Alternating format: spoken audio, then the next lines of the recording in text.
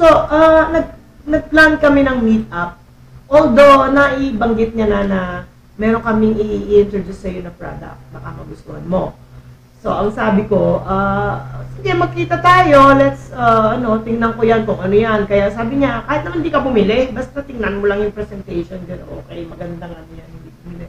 Pero ako, to tell everybody, I am a believer of every product, be it beauty, be it for, lalo na nga pag beauty, di ba? For health, especially. Basta ako, kahit nga yung mga advertisements sa Facebook, lang pinapatulang ko eh. I am a trial and error kind of person. Kasi yun na naging buhay ko eh, trial and error. And all my trials, yung mga errors naman is halos wala.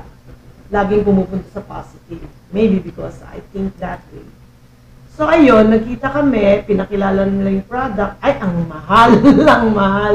So sabi ko, sige, bibili ako. May kahalong yabang na yun. May kahalong pasikat na yun. Sige, bibili ako. Bumili ngayon ako.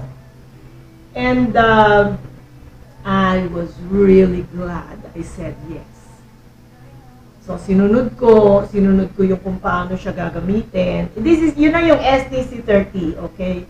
Sinunod ko kung paano siya gagamitin, yun nga lagay sa dila. But ako, reader ako eh, wide reader ako. Lalo na lang nandiyan na si Google.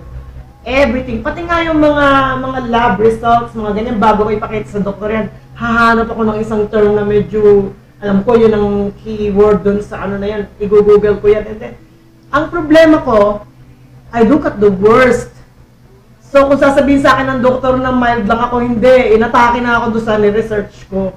Na parang sabi ko, mali din naman. If you know too much, there's so much that scares you. Tama yung sinabi, di ba? What you don't know won't scare you. But then, don't stay ignorant for long. Kasi yung mga bagay na dapat alam mo na hindi mo naman inalam is, yun din ang papahamak sa'yo. So, inalam ko bakit siya nilalagay sa ilalim ng dila, bakit ganyan. So, naintindihan ko naman lahat. And I did it religiously. Ang trabaho ko pag umaga, makipagdaldala, makipagmarites ng marites, eh bawal magsalita.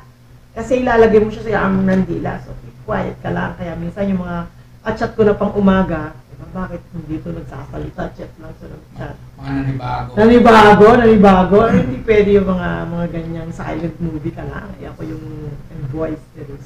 Siguro naman nakikita.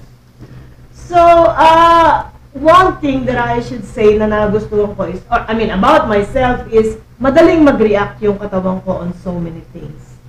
Pag nag-take ako ng gano'n, ng ganito, nakikita ko agad yung resulta. Miski sa gamot, miski sa ganyan. So, dito, I was so energetic, although hindi ko pa na-check yung blood pressure. Kasi ninervous ako doon sa 170 over 110, hindi ako makamove on. From then, nanilayo ko muna yung monitor, ayoko mag-check. Kasi mamamatay ako dyan pag yan tinignan ko. Parang mas okay pa ako pag ano. So, hindi ko din naman in-stop yung prescription medicine kasi ayokong mag-rely muna dito. And alam ko, wala namang magiging overdose, wala namang magiging interaction. And I have now proven na wala nga. Kasi nag-take ako simultaneously. So ngayon, after a while, baka mga 2 weeks. So nag-start na akong makaramdam ng, I'm so energetic. Yung kataasan ng BP ko, akit lang ako sa hagdan namin, hinahapo ako. I should not deny that hinahapo ako. I had to stop.